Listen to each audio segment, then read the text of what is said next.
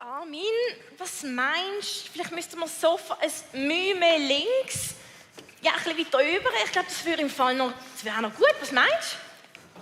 Nein, das muss mehr hier rüber wegen dem Licht.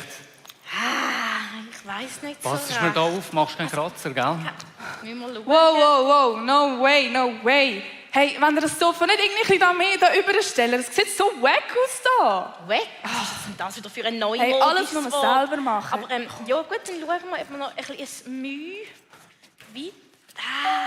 Ui, diese Leute bleiben mal genau so. Armin, ich glaube, jetzt kommen unsere Nachbarn. Du ziehst frisch aus der Schweiz nach Amerika und schon den ersten Besuch. Ja, das ist doch gut, das ist doch super. Gehen wir. Wie sagt man nochmal? Also du musst sagen, welcome in our apartment, our family is new in town, please come in and have a coffee. Irgendwas etwas in die Richtung. Gell, ist gut, prob jetzt. Und es sind so zweimal Leute. Welcome in our town. Come in, enter in. Yes. Oh, hello. Welcome to America. My name is Emma. This is my son Jonathan. Annegret, thank you. Ooh, what a lovely place. You are from Switzerland, aren't you? Yes, freshly moved from the other part of the planet. Amazing. Dann können wir jetzt auf Schweizerdeutsch wechseln. Wir sind auch ausgewandert aus der Schweiz. Ja, es ist wirklich mal, wie wow. Oh, das ist so schön. Have a seat, Ja. sitzt an.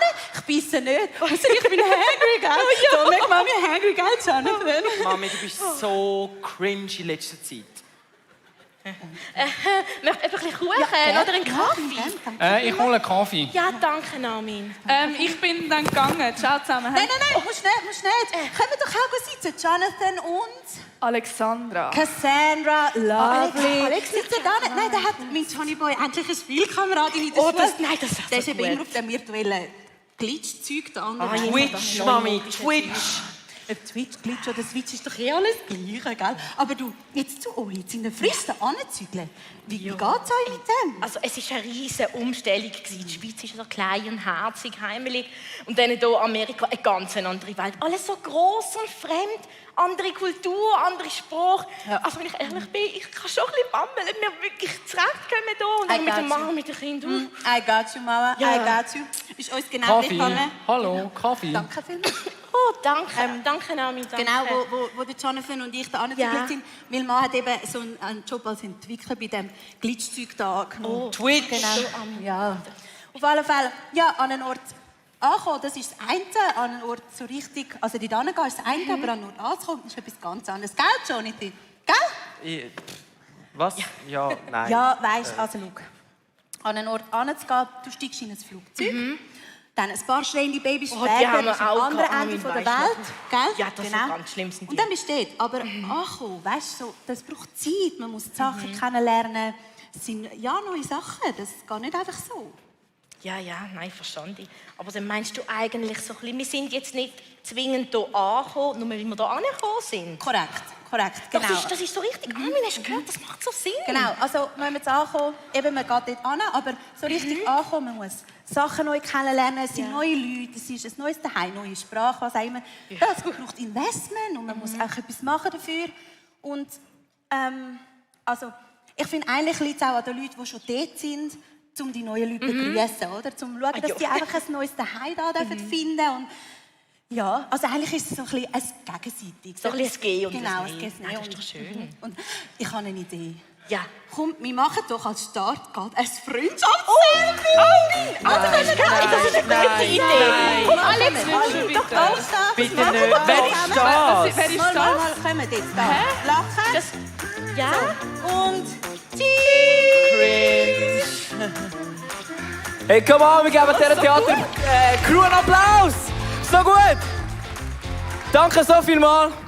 Hey, ja, wir haben Merch Sunday, Vision Sunday, wo wir heute einfach zusammen merchen. 20s und Sunday Night. Und vielleicht fühlt es sich für dich an wie ein unbekanntes Land, vielleicht ganz eine andere Sprache. Aber was mich ermutigt ist, dass Gott Geschichten schreibt mit dir und mit mir. Gott hat Geschichten geschrieben im 20s und am Sonntagabend. Und eigentlich haben wir die gleiche Sprache. Nämlich, das ist, dass Jesus in unserem Leben ist, uns verändert und uns verändert wird. Und ich glaube, das ist ein Applaus wert am Anfang, oder? Das ist Jesus, was macht. Hey, ja, und Heute Abend haben wir es, wie ich schon gesagt habe, einen Vision-Abend, wo uns einfach das Core-Team nimmt, Leo und das Team, wo wirklich wir den Merch seit Monaten planen. Und heute wollen wir euch einfach mitnehmen, was es bedeutet, vorwärts zu schauen bei dem Merch. Darum Leo und Team, kommt doch auf. Oder Leo, lass uns am Leo einen Applaus geben. Let's go! So, vielen Dank. Ich habe heute Abend das Vorrecht, auch online einfach mit einem Team zusammen zu preachen, mit den Leuten vom Sunday Night, vom 20s und auch, sagen die alten Hassen, genau, zu denen gehöre ich, aber ein guter Hass. Genau. Ich möchte heute beim Vision Sonntag darüber reden, ist Kirche ein Auslaufmodell? Die Frage ist mir gestellt worden in den letzten 18 Monaten von mega vielen Pfarrern auf der ganzen Welt. Braucht es eine Kirche? Weil es gibt zum Beispiel eine Kirche in Jakarta, ein guter Freund von mir, die haben seit 2 Jahren keine einzige Live-Celebration mehr. Und die sind alles online. Und nach 2 Jahren denkst du, für was muss ich überhaupt mit dem Auto dort anfahren? Braucht es überhaupt noch Gottesdienst und Kirche? Und ich möchte ganz am Anfang einen Bibelvers mitgehen. In Apostel Kapitel 13, Vers 36 heißt, denn David ist gestorben, das ist nicht positiv, nachdem er den Menschen seinerzeit nach Gottes Willen gedient hatte. Ich glaube, es gibt immer für jede Generation gibt's eine Botschaft, gibt's eine Message, es gibt eine Sprache, es gibt Worship, es gibt Strukturen, wo du genau eine Generation kannst abholen. Ich bin Generation X, Generation X und das ist vor allem das Sonntagmorgen so entstanden, aber ihr seid eigentlich eine jüngere Generation. Und die Frage ist, wie kann man eine junge Generation auch heute Abend gewinnen für Jesus? Und es gibt immer ganz, ganz krasse Schlüssel. Ich habe während Monaten mega viele Bücher gelesen, wo geht die Forschung an, wo geht die Kirchenlandschaft an. Und ich möchte heute in 3 Teile euch mitnehmen. Erst in so einen Teil von ein bisschen Kirchengeschichte, dann in einen praktischen Teil, was heisst heute ganz konkret, und dann ganz konkret, was heisst für dich der nächste Abschnitt für die nächsten Jahre. Ist das gut so? Sind ihr dabei? Genau, mega wichtig, sind dabei, genau. Also ich mache es mega, mega einfach, komplizierte Sachen einfach zu bringen. Und zwar, ich möchte anfangen, Kirche 1.0, von dem reden wir. Das ist, Jesus kommt auf die Erde, es sammeln sich 12 Jünger, sie entdecken das Alte Testament völlig neu, er tut so Schätze vom Alten Testament erklären. Und Jesus hat das nicht aufgelöst, sondern hat das erfüllt und gesagt, Jungs und Mädels, im Alten Testament gibt es mega viele Schätze.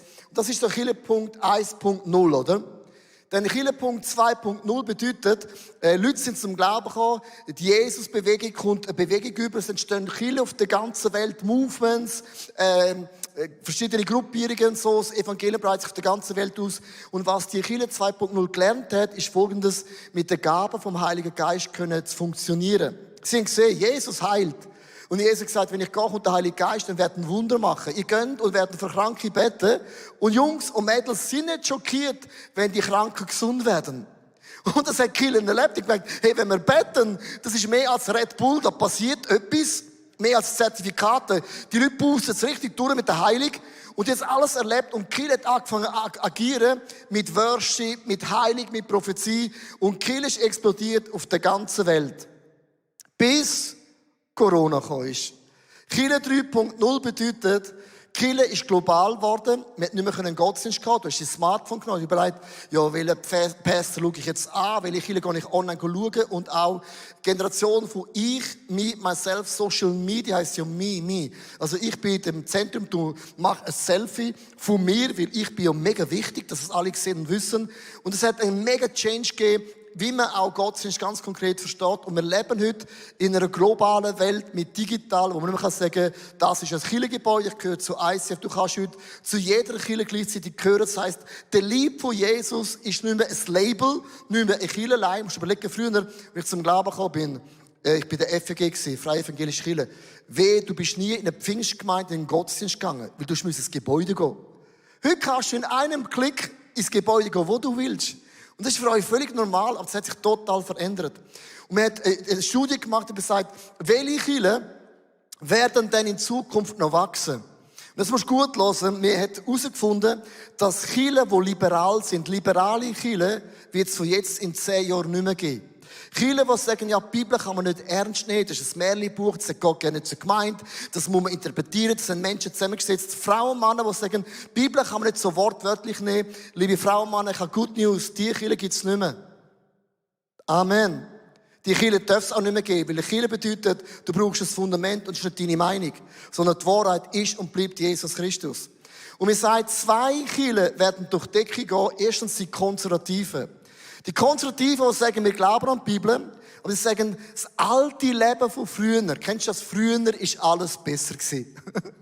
Die Kirchen werden durch die Decke gehen, weil sie sagen, in so einer schnelllebigen Welt, wo man nicht mehr weiss, ist oben und unten, braucht es ein paar Werte, die beständig sind. Und konservative Kirchen, ob es so wahr ist oder nicht, werden in den nächsten Jahren durch die Decke gehen, like never before. Die zweite Art von Kirchen sind die progressiven Kirchen, zu denen gehört zum Beispiel ICF. Das sind Kirchen, die sagen, die Bibel ist unser Fundament, an dem wird nicht gerüttelt. Bevor ein Wort vergeht, wird Himmel und Erde zergehen. Aber progressive Kirchen überlegen sich, was ist denn vom christlichen Kultur, die wir übernommen haben, gerne nicht theologisch oder auch nicht biblisch. Ich mache ein ganz einfaches Bild. Vor x Jahren hat ein Pfarrer eine schöne Schale angehabt, eine Krawatte, aber keine zerrissene Jeans und schon gar kein Tattoo. Und man hat gesagt, wenn man in Gottesdienst kommt, hat man Respekt vor Gott, man legt sich schön an. Schön anlegen ist relativ. Und die neue Generation sagt, wo ist das in der Bibel, was du anlegen musst? Und sie sagen, das ist keine biblische Theologie, sondern einfach eine Kultur übernommen, wo man auch spülen kann. Merkst du es? Und plötzlich merkst du, man kann auch mit der Lederjacke mit Nieten preachen und der 90 ist noch genau gleich gehen.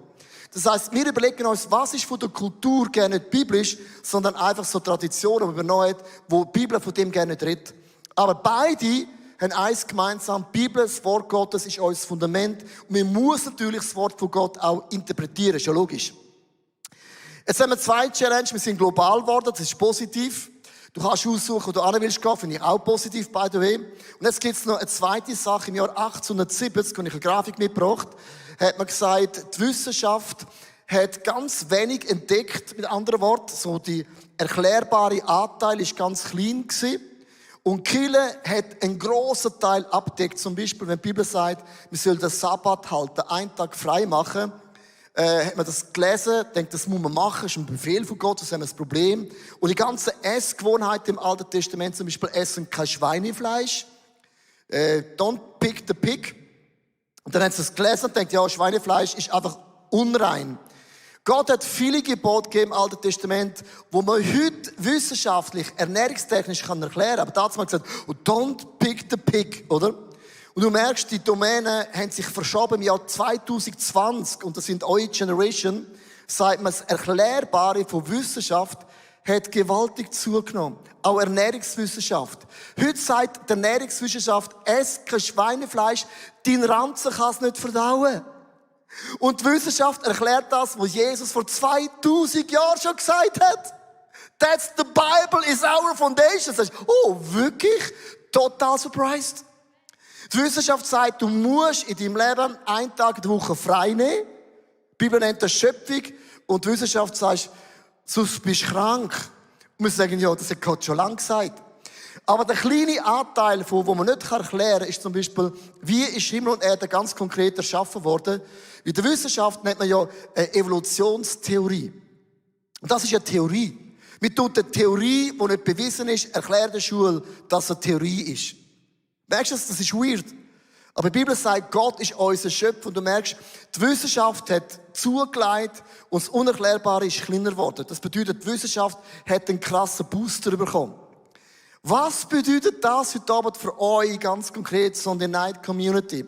Ich möchte euch 3 Sachen sagen. Erstens, was möchte Gott mit dir machen? Du individuell ist eine Kultur, wo eine Sprache ist, wo Gott auch so sieht. Zweitens, ihr seid eine global vernetzte Welt, wo es keine Grenzen mehr gibt. Das heißt, Evangelium und auch Kirche kennen keine Grenzen mehr.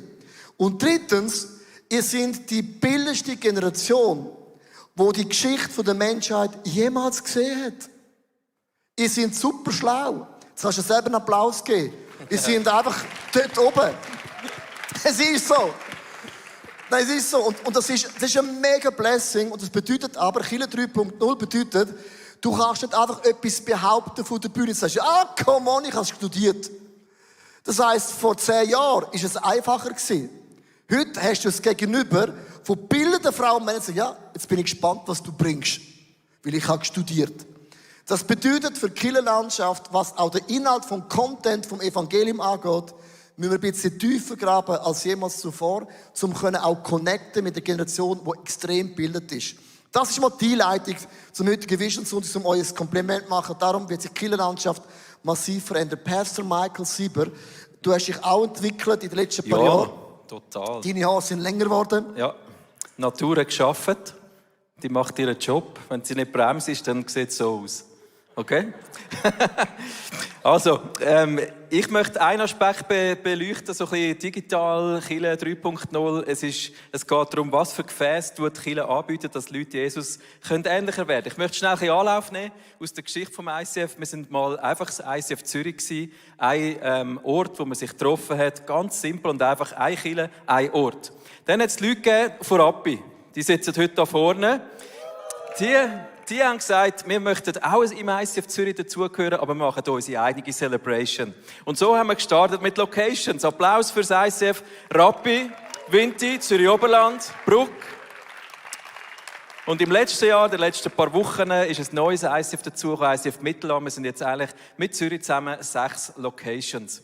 Jetzt in den letzten paar Monaten der Digitalisierung hat es einen Schub gegeben, den haben wir nicht erwartet, nicht vorausgesehen und verstehen wir bis heute nicht, aber wir lieben es. Und zwar sind Leute dazugekommen, die sind mega weit weg und haben gesagt, wir möchten auch zu ICF Zürich gehören und wir machen in unserer Stube eine Celebration. Und das sind Microchurches. Wir haben heute 25 Microchurches, die zu ICF Zürich dazugehören. Und wir sind begeistert darüber, weil das sind Leute, die sich konkret treffen am Sonntag und Kirchen erleben in einer Form, wie man es vorher nicht kennt hat. Bis auf Liberia, Österreich, Deutschland, Schweiz. Und wir sind wirklich Fan von dem. Wenn wir entdecken etwas, wie Kirche kann aussehen und wir haben es noch nicht begriffen, wo es wirklich anführt. Aber es kann bis in die hintersten Schweizer Täler hinterher plötzlich eine Kirche geben. Und es ist so einfach wie noch nie.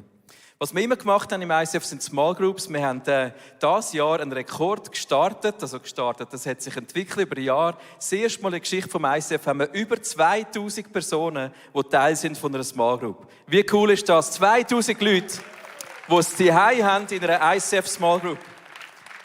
Und schau, wir wünschen uns eine Vielfalt, eine unbremsbare Vielfalt, was Small Groups entstehen, egal wo, in deiner Nachbarschaft, an deinem Küchentisch, egal wo auch immer.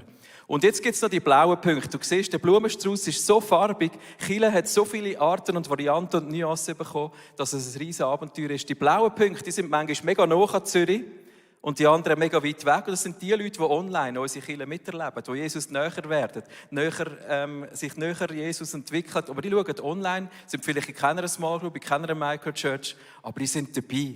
Und du siehst mit dem Blumenstrauß von Farben, von Gefäßen, von Formen, Kirche hat so viele Gesichter bekommen, dass es eine Freude ist. Und überall werden die Leute Jesus ähnlicher. Lass Gott für das einen Applaus geben. Danke, Pastor Michael. Um das Bild anzuschauen, was hat das zu tun mit dem Sonntagabend? Ich möchte sagen, der Sonntagabend wird genau dort hingehen. Das heisst, mit anderen Worten, auch da werden Microchurches entstehen, überall. Das ist der Anfang, was Gott am Sonntagmorgen macht, macht er am Abend. Was Gott am Abend macht, macht er am Sonntagmorgen. Wir möchten euch mit dem eine Vision geben. Denkt nicht einfach nur daran, was uns sich heute Abend in diesem Raum trifft, ist das, was wir haben. Unsere grösste Celebration, die wir haben, ist die 39 Celebration. Und da hocken etwa so 300 Leute drin. Und ich denke immer, der 11.30, da hat es 800, 900 Leute, die sind die grösste Celebration. Das stimmt im Fall nicht.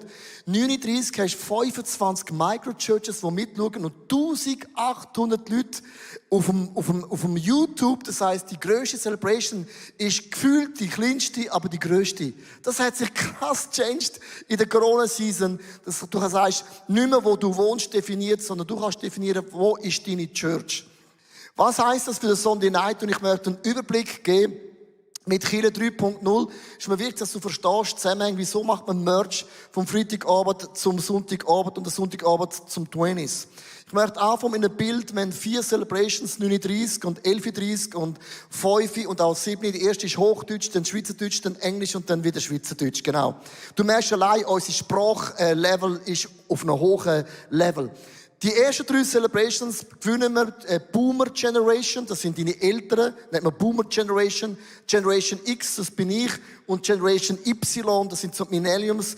So die Leute gewinnen wir am Sonntagmorgen. Für die haben wir auch einen Worship-Stil kreiert, wo der Dave und sein Team schreibt, für die Frau und Männer Worship-Songs, so funktioniert, die durch die Decke durchgehen.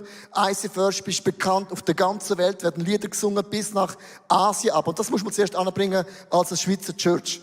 Dann haben wir den YouTube-Kanal am Sonntagmorgen alles auf Hochdeutsch gemacht. Dann haben die Schweizer gesagt, wir sind doch eine Zürich-Kirche. Ich habe gesagt, nein, wir sind keine Zürich-Kirche mehr. Wir treffen uns in Zürich, sind aber global. Wir sind eine globale Kirche geworden, weil Schweizerdeutsch reden 4 bis 5 Millionen Menschen, tönt wie Zunge reden. Oder? Und Hochdeutsch erreichen wir 100 Millionen Menschen. Und wenn du unseren YouTube-Kanal anschaust, vor Corona haben wir 1000 Views auf eine Predigt. Und jetzt sind es 50.000, 100.000, 500.000, 1,3 Millionen. Wir sind durch die Decke durchgegangen, wenn wir uns entschieden haben, am Sonntagmorgen für die Generation Sprache und auch Themen auszuwählen. Das ist so Sunday Morning, verstehst du? Jetzt kommt der Sunday Night. Wir haben gemerkt, schon vor Corona, wir haben das Gefühl gehabt, wir müssen eigentlich einen Merch machen. Dann ist aber Corona gekommen, dann haben wir aus lauter Masken und Booster und Impfen keine Zeit gehabt. Sie waren alle krank gewesen, oder niemand ist gekommen. Haben wir gemerkt, wir können es nicht machen. Und jetzt, wo wir merken, Corona lässt ein bisschen nach, haben wir uns entschieden, dass wir eigentlich den 20. vom Freitagabend mit dem Sonntagabend zusammenlegen. Zu einer Celebration. Zu einer Community. Und das ist mega heikel, weil der Freitagabend, der funktioniert, der geht durch die Decke, der ist mega stark. Der Sonntagabend funktioniert auch, ist auch gross und stark. Normalerweise tust du nie zwei Sachen, die funktionieren, eigentlich zusammenlegen. Und das ist ein grosses Risiko, aber wir spüren, wir müssen in Generationen denken. Wir denken nicht jetzt, sondern auf ein paar Jahre raus. Wir möchten gerne Generation Z und Alpha, dass die junge Generation gewinnen für unseren Jesus. Und warum ist das so wichtig? Wir haben gestern Abend, hat mir der Paul vom Youth Planet gesagt, es sind 218 Leute im Youth Planet. Die grösste Rekord wie noch nie zuvor. Noch nie zuvor.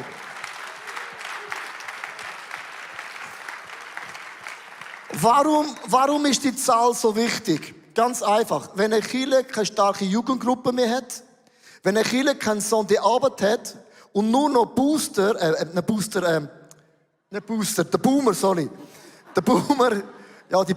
Boomers hat, dann hast du genau 10 Jahre Zeit, bis es deine Kirche nicht mehr gibt. Hast du eine gewisse Corona-Krise, haben viele Kirchen zugemacht, weil sie haben keine Next Generation.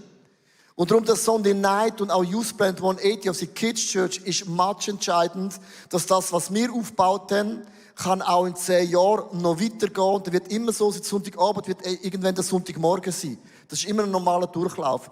Was wir möchten machen am Sonntagabend, also ihr, nicht wir.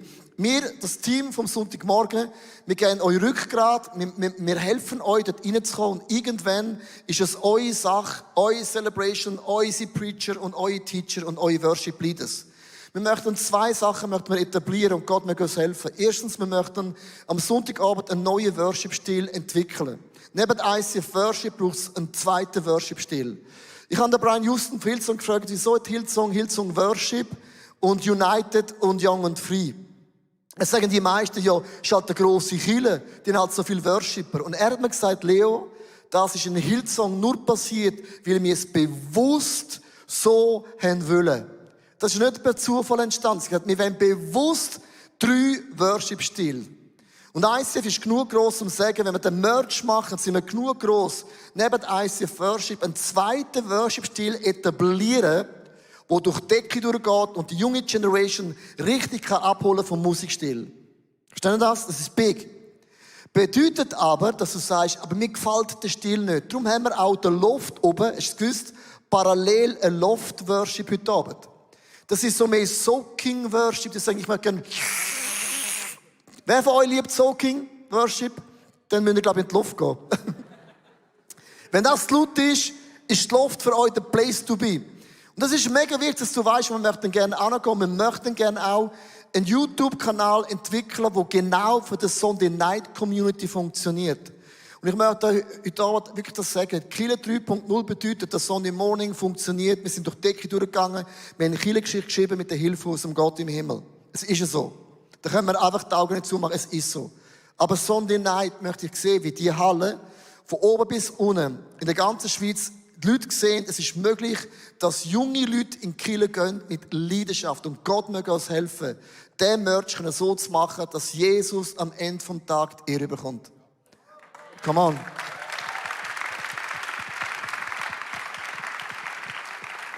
Sehr schön.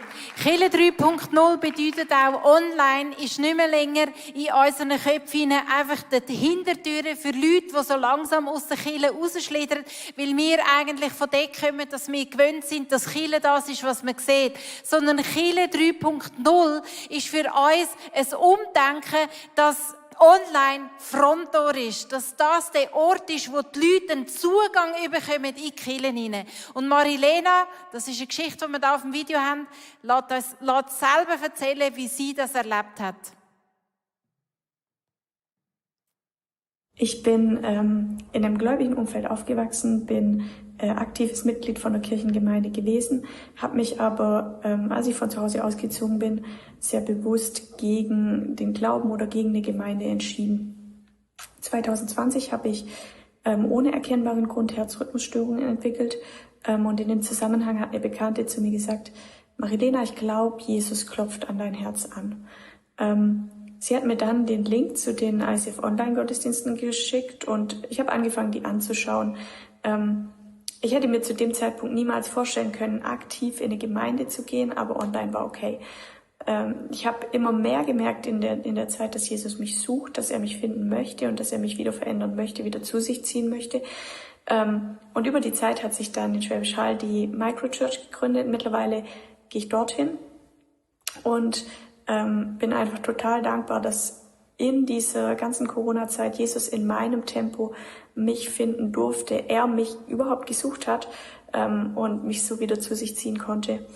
Das ist total viel wert. Und jetzt auch die Microchurch als neue Möglichkeit, das zu leben, in einem erstmal noch ganz kleinen und geschützten Rahmen. Wie cool, ey. Und solche Menschen wie Marilena hat sie in unserem Umfeld, hat sie in deiner Bekanntschaft, hat es noch viel weiter weg. Und wie cool, wir können die modernen Techniken einfach brauchen, um einen Link easy weiterschicken und sagen, hey, klick dich mal ein. Sie sind im vertrauten Umfeld, vielleicht daheim, vielleicht im Bett, auf dem Sofa, wo auch immer. Sie können sich reinklinken. Und darum sehen wir als Kirche 3.0 online als ein Fronttor, als eine Eingangstüre für Menschen. Und wenn die entsprechend grosszügig nutzen, weil sie Menschen in die Kirche hineinbringt und mit Jesus in Verbindung bringt. Hierher! Danke, Susanna. Hey, ich spiele Fußball. Ich bin lizenzierter Fußballer. Haben wir sonst noch Fußballfans da drin? Ja. Also für die im Club sind, ihr wisst, wie es dort so und her geht. Auf jeden Fall bin ich im Club, bei den Senioren. Und die einen, sie wissen nicht so recht, ob sie mich lieben oder hassen. Ich liebe sie. Die Lea sagt immer, wieso tust du dir das an? Ich kann nicht mit dir umgehen. Ich sage, nein, ich liebe sie. Auf jeden Fall haben wir einen Match gehabt und dann bin ich in dem vollen Clubhaus gewesen. Also ich bin draussen gewesen und dann hat es da eine Scheibe und habe mit einem geredet auf dem Bänkli und dann kommt einer mit diesen Augen an die Scheibe und sagt, Jesus, so nah an mein Gesicht, an durch die Scheibe. Und für eine halbe Sekunde bin ich verschrocken und dann hat es mir geklickt und habe gemerkt, da geht es jetzt nicht um mich. Seine Dämonen sehen Jesus in mir und die haben das Problem. Und dann bin ich reingegangen und habe gesagt, haben so die Hand auf die Schulter gelegt und habe gesagt, hey, Jesus lebt und er liebt dich. Und dann bin ich wieder rausgegangen. 10 Minuten später ist er wiedergekommen. Vor mich an, also wirklich krass. Und dann bin ich heimgegangen, so erfüllt und ich habe gesagt, darum bin ich dort, Lea. Jetzt weiss ich, I'm on track. Ich habe Widerstand erlebt, Gegenwind. Und das ist ein gewaltiges Erlebnis. Ich habe Jesus dort erlebt. Und wir haben eine Überzeugung, die wir mitgebracht haben. Und die ist recht krass. Das Konsumchristentum stirbt aus und eine selbstlosere Nachfolge entsteht. Das Konsumchristsein fragt, Gott, was kannst du mir geben? What's in for me Christianity, sagen wir dem. Und das führt dazu, dass du Kirche bewertest, dass du deinen Glauben bewertest, nach deinem Gusto, so gerade wie es dir passt. Und dass du dir den Glauben so als Lifestyle zusammenbaust, wie es gerade für dein Leben passt. Und das ist komplett gegensätzlich zu dem, was im Evangelium steht, wo dich aufruft dazu, dich selbst um seinen Namens willen zu verlieren. Und jetzt müsst ihr hören, der Bibelvers ist mega krass. Und wer nicht bereit ist, sein Kreuz auf sich zu nehmen und mir nachzufolgen, der kann nicht zu mir gehören. Wer sich an sein Leben klammert, der wird es verlieren.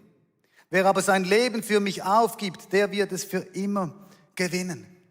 Und was heißt das für uns, junge Leute?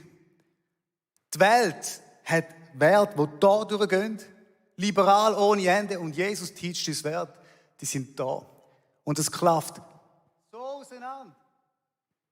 Du musst dich entscheiden, für was du lebst. Jesus ruft dich in eine radikale Nachfolge.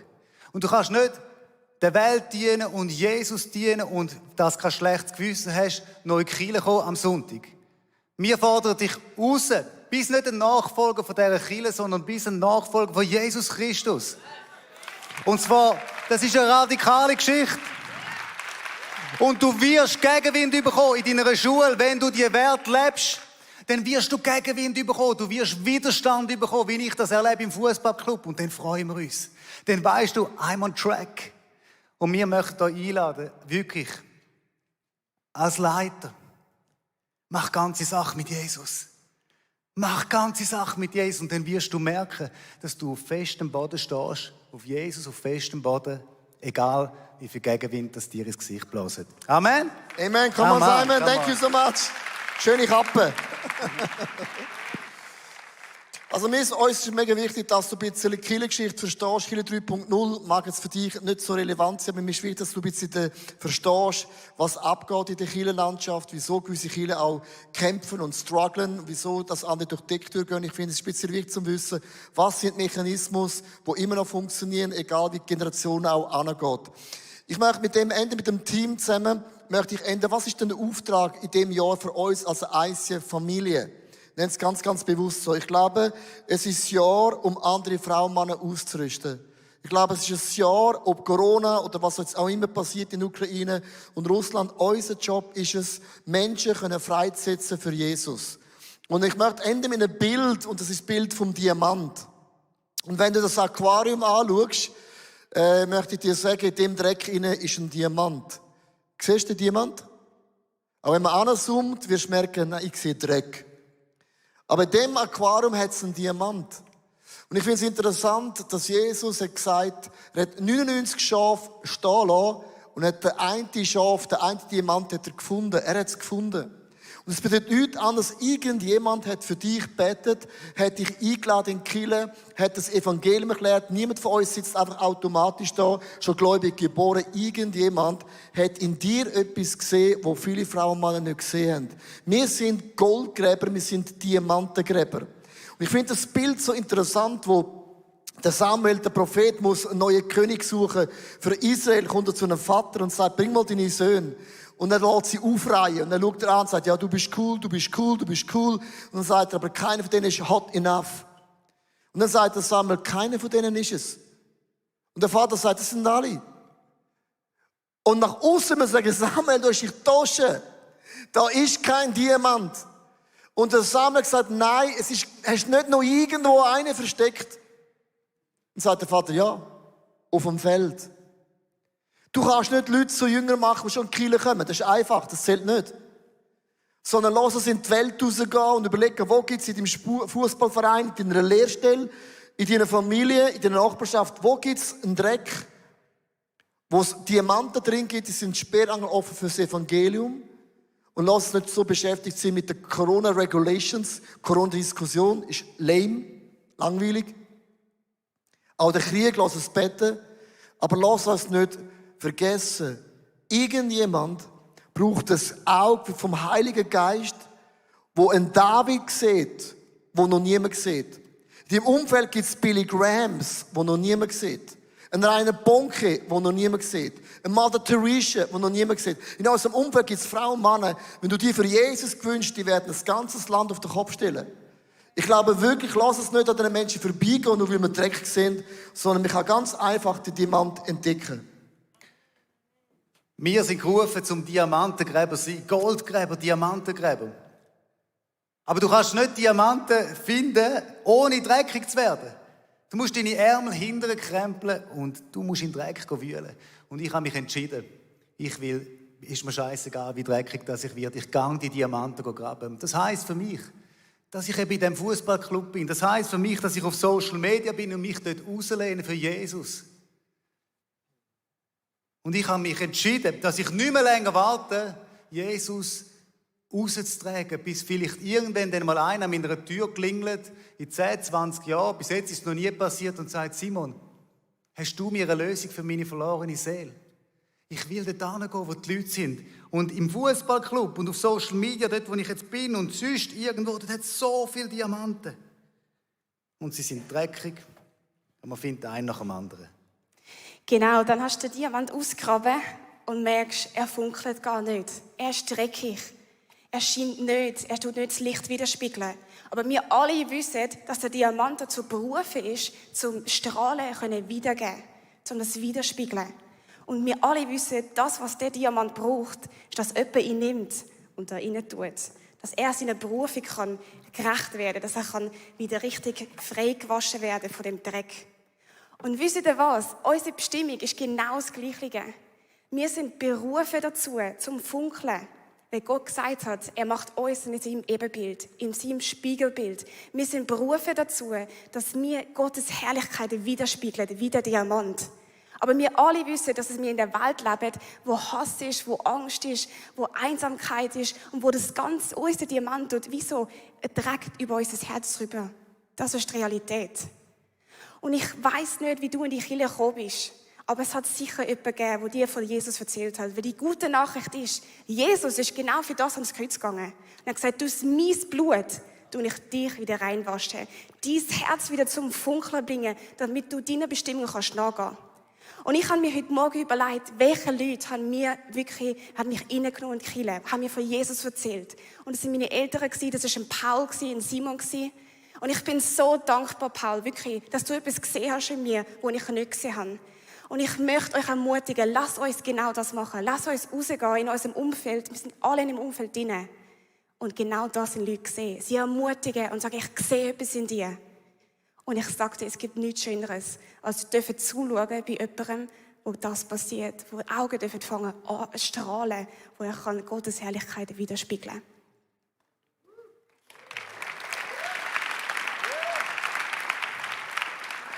Und nach dem Waschen vom Diamant kommt das Schleifen.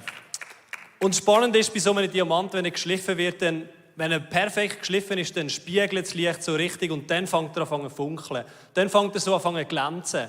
Und der Diamant ist so hart, wie man ihn schleifen, ist, dass man mit Diamantenstaub schleifen. Und Diamantenstaub oder so, ein Diamant ist so hart, das erinnert mich an auch mein Herz oder Menschenherzen, die auch hart sind. Und die Bibel sagt, wenn wir uns gegenseitig unsere Herzen schleifen, Iron sharpens Iron, dann werden wir zu einem wunderschönen, funkelnden Diamant. Und für mich ist das eine Entscheidung in meinem Leben. Will ich Menschen in mein Leben einladen oder will ich sie auch herausfordern, um uns gegenseitig zu schleifen? Oder will ich passiv bleiben und das, was ausgegraben worden ist, kommt gar nie so wirklich zum Vorschein?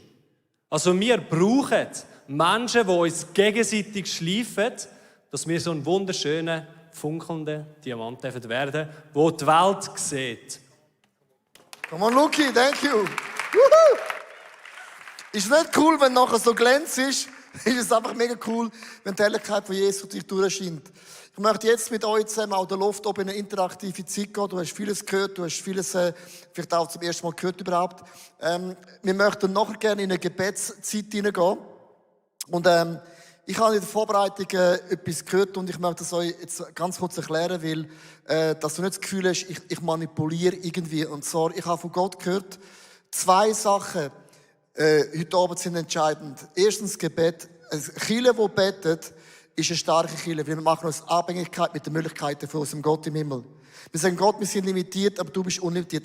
Betende Kirche zapft an den Möglichkeiten Gottes an. Und das machen wir heute Abend. Wir brauchen ein Wunder für den Merch. Wir brauchen ein Wunder, dass die Generation durch die Decke durchgehen. Und da hat Gott zu mir gesagt, immer, wenn wir etwas Neues anfangen, dort wo das Herz ist, dort ist ja der Schatz. Und oft ist unser Geld in unserem Herzen zuvorderst. Und so einen Merch zu machen, braucht es auch Finanzen. Ein Worship-Stil zu machen, braucht Finanzen.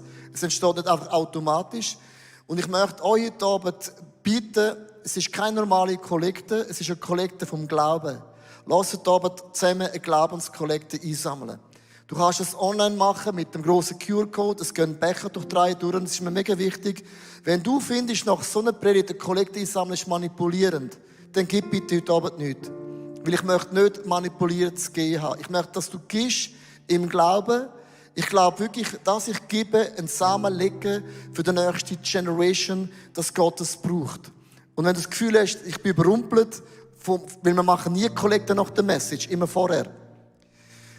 Weil ich glaube wirklich, dass ein Zeichen ist, auch mit unseren Finanzen, wir geben dem Merch, dieser Kirche 3.0 Chance, hat immer auch mit Finanzen zu tun. Ich möchte beten, Vater im Himmel, ich bete wirklich heute Abend für jeden Franken, der reingelegt wird, für jeden Euro und für jeden Bitcoin.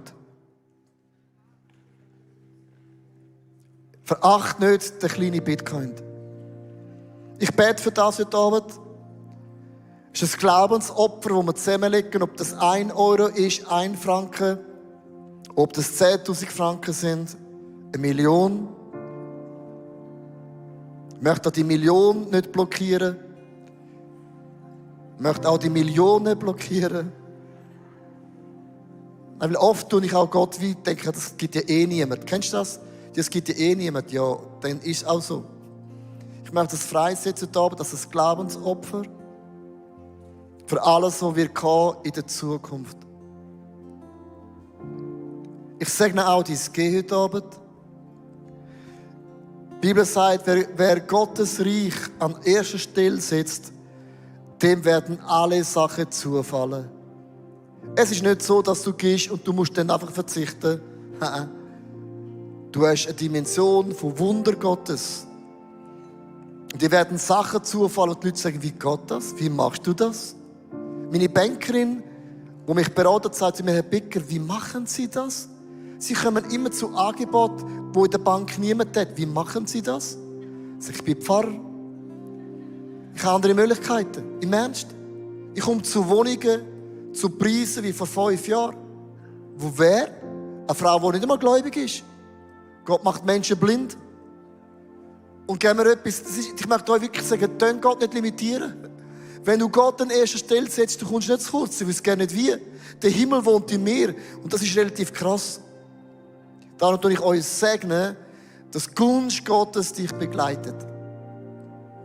Jetzt möchte ich euch einladen, aufzustehen an der Luft und auch Michael Churches, alle von uns. Wir möchten gerne in ein Wellengebet gehen. Wir möchten gerne für 4 verschiedene Sachen beten. Ich möchte dich bitten, einladen, heute Abend mitzubeten. Das Erste, was ich möchte beten heute Abend, dass wir eine Person zu Jesus gewinnen können. Ich möchte beten, dass wir einen Mensch in diesem Jahr zu Jesus führen. Ist das gut? Vielleicht sagst du, ich bin nicht der Evangelist. Du musst kein Evangelist sein, du musst nur ein offenes Ohr haben. Dann wird Gott dir die Menschen bringen. Ich spiele ja Golf einmal in der Woche. Gott bringt die richtigen Leute bei meinem Golfspielen, die offen sind. Den Rest können andere haben. Ich sage, Gott bringt mir die offen sind, die verschlossen sind, brauche ich nicht. Und Gott macht das immer. Und lass uns jetzt ganz kurz unsere Augen schliessen. Wir sind Schafe Gottes. Und Schafe haben hochsensible Ohren. Sie hören, was der Geist Gottes ihnen sagt. Wir hören. Ich möchte dich bitten, Gott im Himmel, zeig dir mir ein Mensch, ein Name von einem Menschen, den ich in diesem Jahr fördern und freisetzen mit deiner Hilfe. Es leitet Gott einen Namen auf dein Herz. Es kann auch ein neuer Worship-Leader, Leaderin sein. Es kann auch ein Mensch sein, der vom Glauben abgedriftet ist. Aber lass es das eine Wort, der eine Name hören.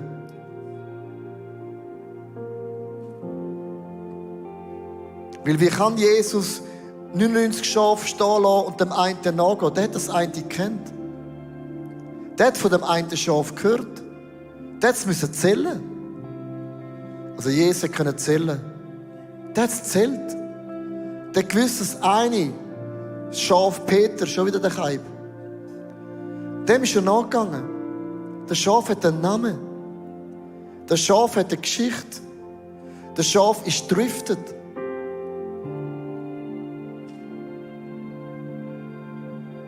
Und wir rufen die Menschen zum Glauben an Jesus Christus.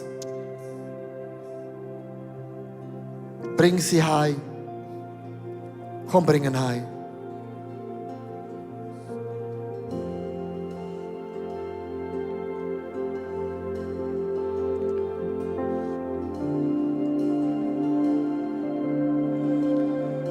nächste Anliegen?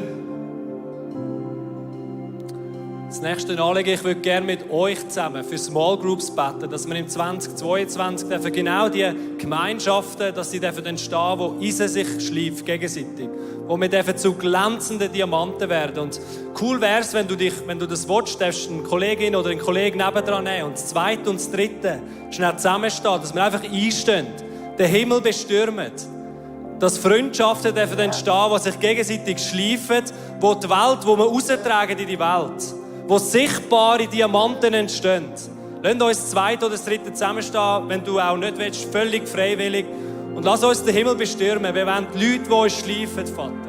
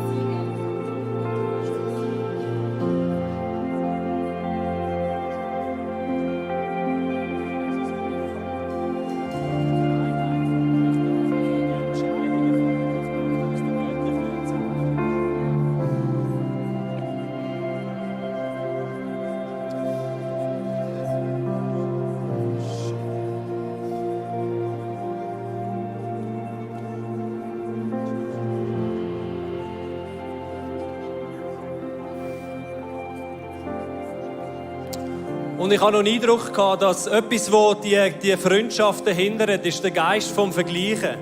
Ist der Geist von der Eifersucht. Wenn du jemanden siehst, der neben dir das Rennen rennt oder wo du irgendwo einen Diamant drin siehst, aber du hast Angst, die Person könnte aufblühen. Du hast Angst, die Person könnte sogar besser werden wie du. Du hast Angst, du fängst an zu vergleichen. Und ich will einfach jetzt, im Namen Jesus Christus, breche ich den Geist vom Vergleichen. Und ich spreche eine Einheit über uns aus, dass wir zusammen uns entscheiden, vorwärts zu gehen. No matter what. Dass da Beziehungen, Freundschaften entstehen, die sich schleifen und einander feiern und nicht vergleichen. Und so brechen wir den Geist im Namen Jesus Christus und sagen, verschwind, verschwind, du hast kein Recht. Eine Einheit und nicht der Geist vom Vergleichen.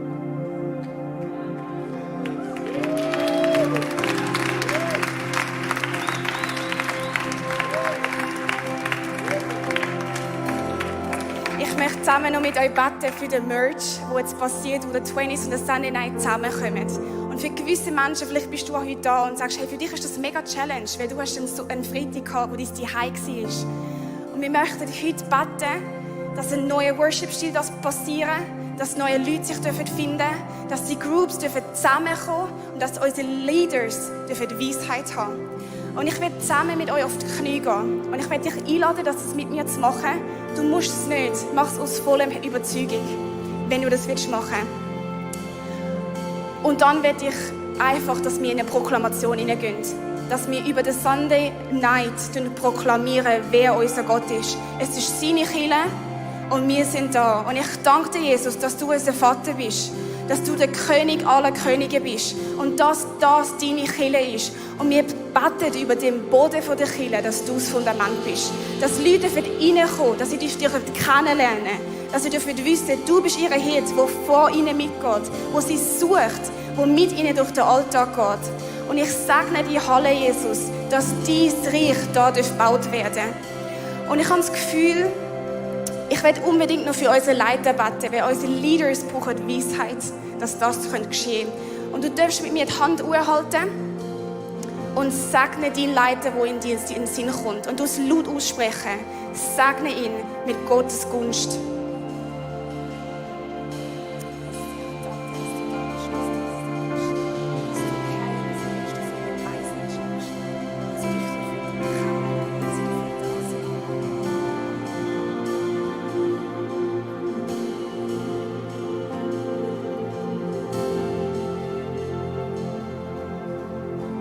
Und ich möchte für die Leute beten, die Verletzungen passiert sind, wo sie gesagt haben, ich habe ein Gefäß verloren, ich muss mich wieder neu aufmachen. Dann spreche ich dir zu, Gott ist mit dir, er nimmt dich an die Hand.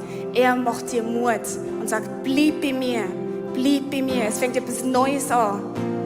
Aber die Ernte ist reif und er braucht dich. Und ich möchte aussprechen, dass wenn du da bist und sagst, ich will Teil werden, ich will mitschaffen, ich will die Church am Sunday Night mitbauen, ich will ein Arbeiter sein, dann komm und mach das Ministry, mach mit uns mit. Und lass uns beten für Erweckung, dass Gottes Name aufgehoben werden. Dass in unserer Generation Leute Jesus Christus wieder kennenlernen, dass sie in das Haus hineinkommen und dir begegnen, Jesus, dass dieses Blut sie reingewaschen hat. Und sie dürfen wissen, ein Leben mit dir ist einfach wunderschön.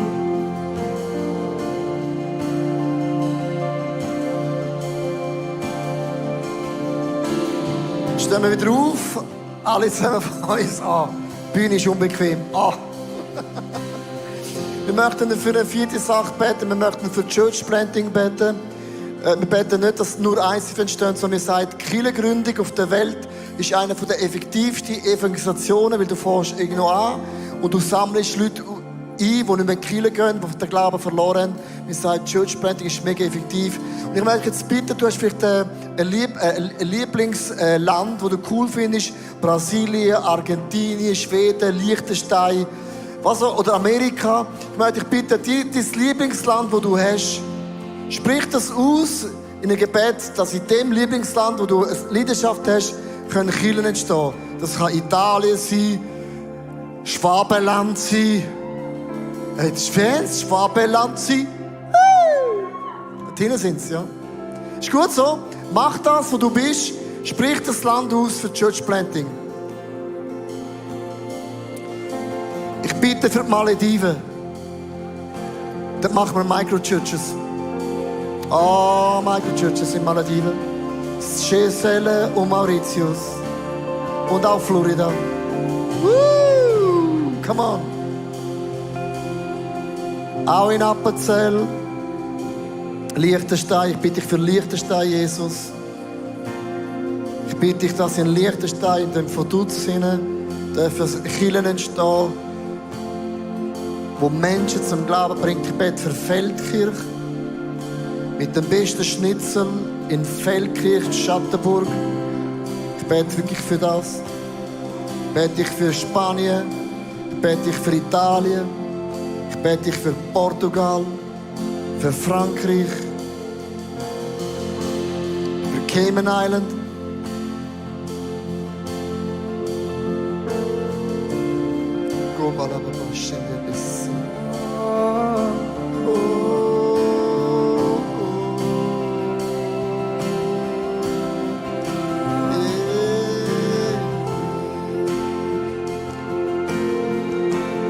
Wir rufen die Nationen. ICF steht für International Christian Fellowship. Wenn vor 25 Jahren so einen Namen gegeben hat, keinen Sinn gemacht. Total hobbylos. Wir haben die Schweiz erreicht und das ist nicht international. Aargau ist nicht international, Zürich ist auch nicht international. Wir haben einen Namen gewählt, das macht keinen Sinn. Und irgendwann hat der Prophet zu mir gesagt, Leo, es wird ein Zeitpunkt kommen, wo das I Gott wird einlösen. Und ich habe gedacht, ich komme nicht raus von der Rede. Und dann haben wir Church Planting gemacht around the world. Und Jahre später ist das I, das International, aufgegangen. Wir sind ein International Movement, global, ohne Grenzen, around the world. Come on, kannst du nicht machen.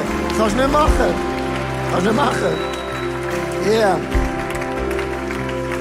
Wir haben noch ein Gebet beten. Lass uns für das Leitungsteam beten vom Sunday Night, vom Merch. Wir gehen ganz kurz auf die Bühne. Das sind natürlich noch viel mehr Frauen und Männer. Ein paar sind nicht da. Die sind in der Quarantäne. Die sind Corona. Sind wir alle? Ja, Herzigsgrüppli, Quarantäne. Also lass uns unsere Hände ganz kurz so nach vorne heben und lass uns bitte für das Leitungsteam. Komm mal da. So. Ich bete auch für euch. So, Vater, wir beten für das Leitungsteam, wo noch mehr Frauen und Männer sind. Wir beten für Weisheit. Der David hat seiner Generation dient. Ich möchte beten für uns, ihr dienen eurer Generation. Y und Z und die Alphas. Wir segnen euch, dass Gott euch Gunst gibt, Sprache zu wählen, Themen zu wählen und dass wir eine Generation sind, die die Diamanten entdecken und zum Funkeln bringen. Ich bete, dass eine Bewegung entsteht, wo vielen Kirchen eine Hoffnung gibt, Kirche kann wieder voll sein. Menschen sind noch immer auf der Suche nach dem Evangelium.